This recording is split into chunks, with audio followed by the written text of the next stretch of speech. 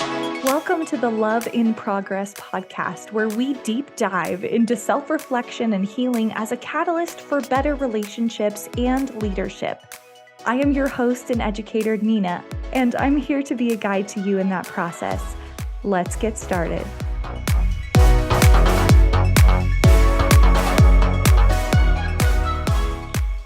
Welcome to the podcast today. I'm really excited about this topic and diving into it with you today because chances are you are doing this all the time in your relationships and causing damage. And I want to help you deal with your own shit today that's really going to impact your relationships, your emotional response in a huge way. And we're going to talk today about triggers. You've probably heard it. You've probably even used the term, oh, I feel triggered, or that triggered me. All of it exemplifies the same thing. A trigger is essentially an emotional component, baggage, you would say, ammo, you would even say, using a gun analogy, that puts you at a position where a small action or experience can trigger a chain reaction of emotions and beliefs, thoughts, sequences that elicit a heightened emotional response. That was a big wordy way to say we act out. We pull that trigger and have an explosion of emotional response, typically at someone that really doesn't even deserve it based on the situation.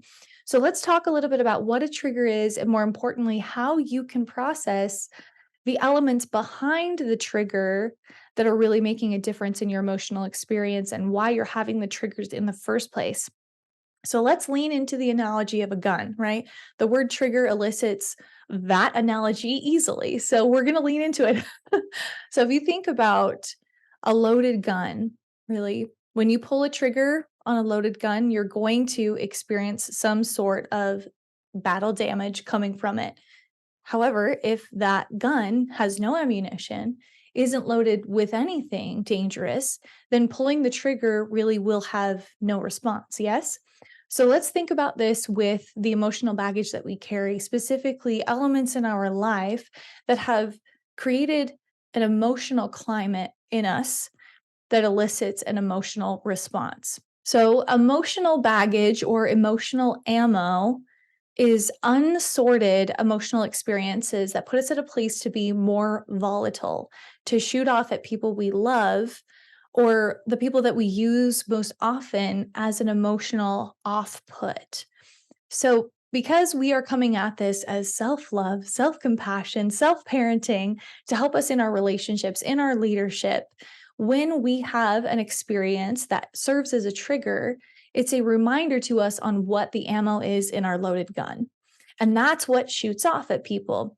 For instance, if I'm having a day where I have a lot of emotional experiences that are a little discouraging, embarrassing, frustrating, and then a family member does something small, forgets to pick up a toy, leaves the toilet seat up, then all of a sudden I use that as a reasoning, as a trigger to initiate that ammo sequence of all the other emotions that I had been carrying throughout that day.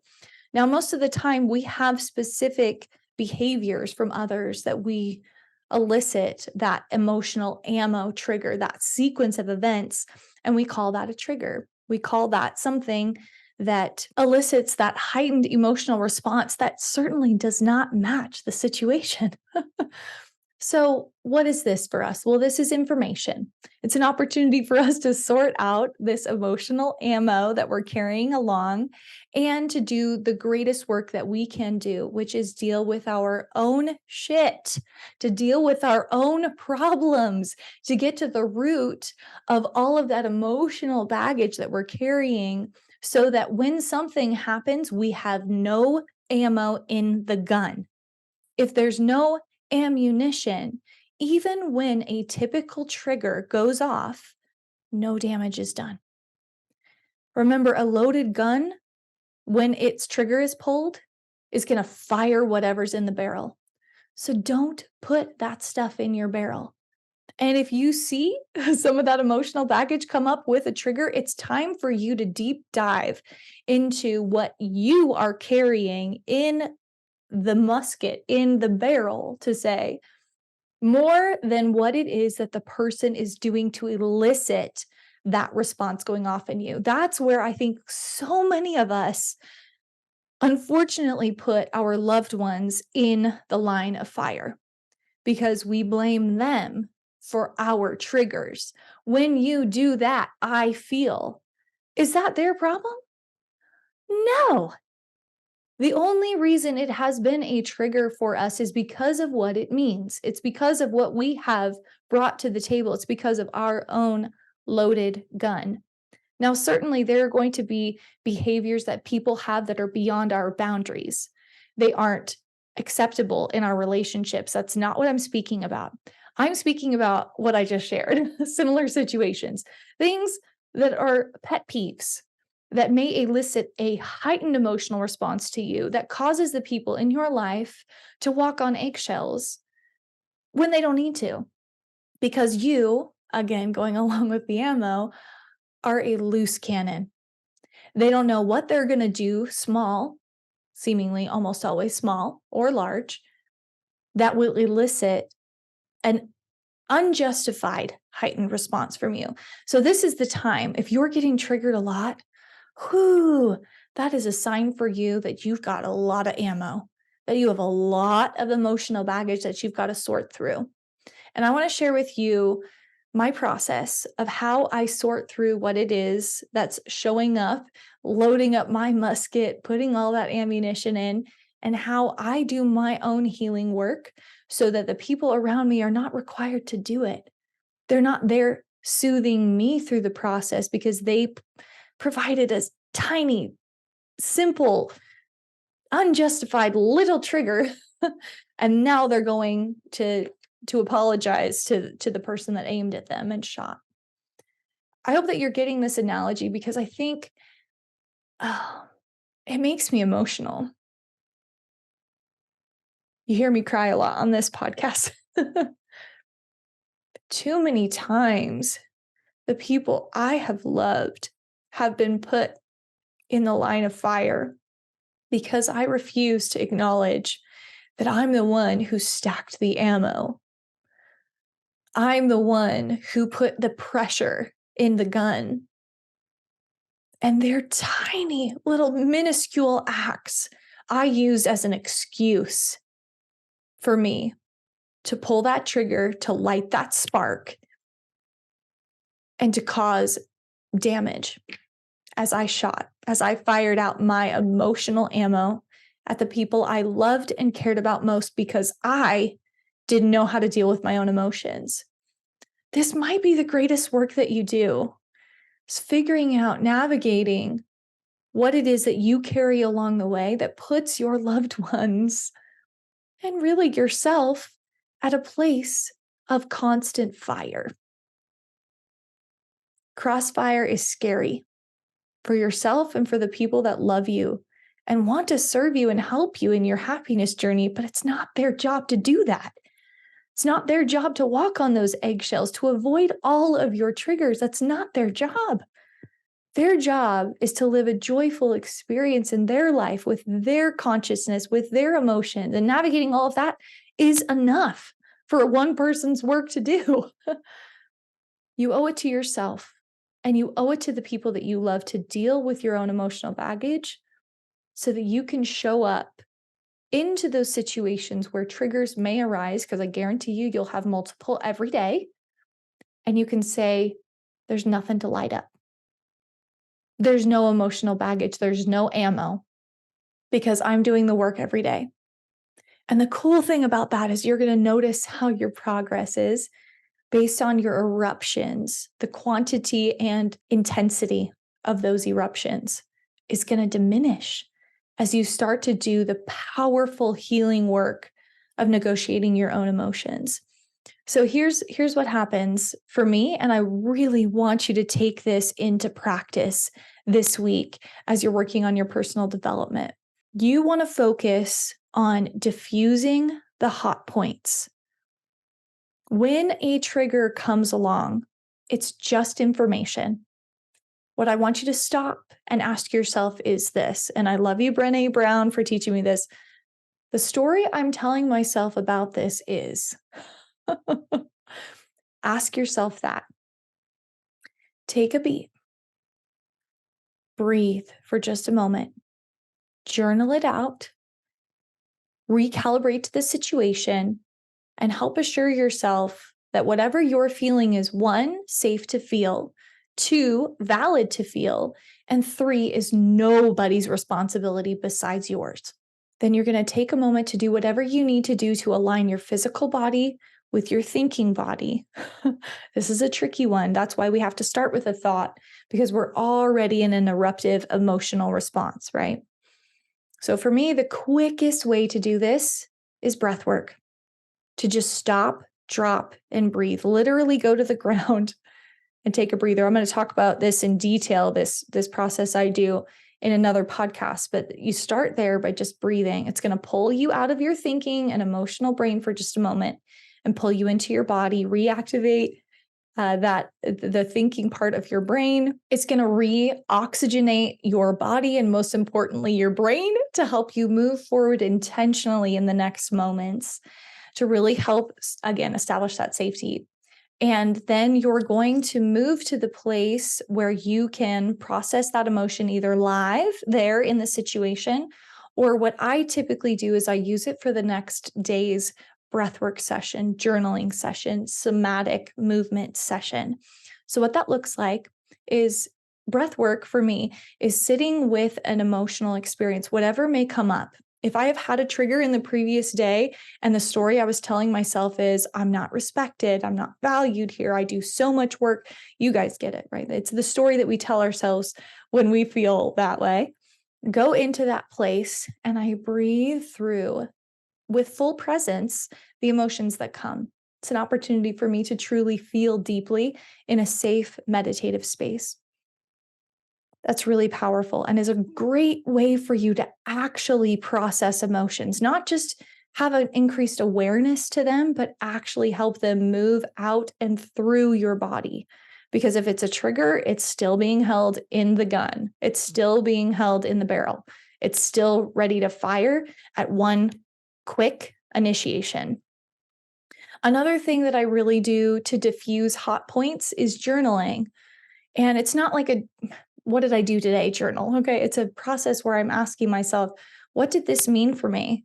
And if that's true, then what? And you can go quite far down that rabbit hole of asking yourself, if this is true, let's just say, when somebody doesn't put the dishes away or leaves the toilet seat up, I feel disrespected because I've asked them to do that so many times. So what if that's true?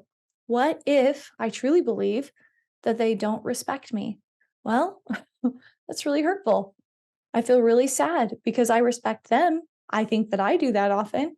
Okay, well, if that's true, then what? Well, maybe that means that I have a belief around, if I treat people a certain way, that I expect them to treat me back that way. Okay, well, if I have that belief, then what does that mean? Do you see how we can go down the rabbit hole of us unlayering, uncovering, unveiling elements of our belief structures that maybe we didn't even know we held before? These ones where we're holding captive the people in our environment to meet expectations that we likely haven't even communicated. So, as you do that journaling, you're working to this point where, one, you're identifying unknown belief structures, and then you can rewrite them. You can rework them. Say, you know what? I don't want to love people with the expectation that they're going to love me back in the same way. That's not fair to me. It's not fair to the people that are in my environment and offering their love to me. So, what do I want to believe instead? Well, I want to believe that I offer my love freely. And with that love, I feel reciprocated love in however it shows up. No expectation. And you can rework that belief structures and you can build affirmations that are going to come help you shift some of those thinking errors, those beliefs that are cycling you into resentment, into fear, into discouragement, into frustration, into anger. And you can reframe them into something that can feel more empowering, more peaceful, more love giving, more accepting to yourself and especially to the people around you. And then lastly is that somatic movement. You can actually go Google it. It's pretty cool. If you have trapped emotions or you're experiencing a certain array of emotions, you can Google somatic movement to release anger or to activate the throat chakra. Whatever it is that you're feeling, you don't have to be an expert on this. I just want to emphasize that. You don't have to know exactly what emotion is coming up. Just follow your intuition. Wow, this feels a lot like sadness. This feels a lot like grief. This feels a lot like disappointment. This feels like unmet expectations, whatever it may be. And you can move your body in a way to help that energy flow out of the places it's being held. I can't tell you how many times a trigger has felt like something caught in my throat, like I'm just about to cry or I'm just about to scream. Maybe you can relate to that. Or a trigger has caused this pit in my stomach. Ever felt that way before? And I know that that is that trapped emotion right in that space in my body. And it affects so much. It goes into my digestion, it goes into my energy levels, it goes into my sleep patterns. It can affect so much. So, somatic movement is a really powerful way for you to explore emotions that may be sitting in certain pockets of the body and help them move. It's been said that emotion is just energy in motion. And I really do believe that. Our emotions carry so much energy with it that they can be as powerful as a gun. And they can come off to people we love as damaging as a gun. So I just want to remind you that whose fault is it when someone gets hurt in a gunfight? It's the one who put the ammo in the gun. Yes, you may also be the one who's pulling the trigger too, because you're letting and allowing whatever that person is doing trigger you. But even if that trigger gets pulled and you don't have anything in the barrel, there's nothing to fire, no one will be hurt. So let's constantly be taking stock of one, the triggers that we're finding, and more importantly, what they mean to us. But two, this barrel, this emotional ammo that we may be carrying along that we just don't need to be. All these emotional experiences, I genuinely believe, even the really hard ones, are such a powerful lesson to us in elements that are just crying out to be healed. And that's the great work. That's the self-love and the self-parenting and the most impactful work you can do to bring into your relationships the best you.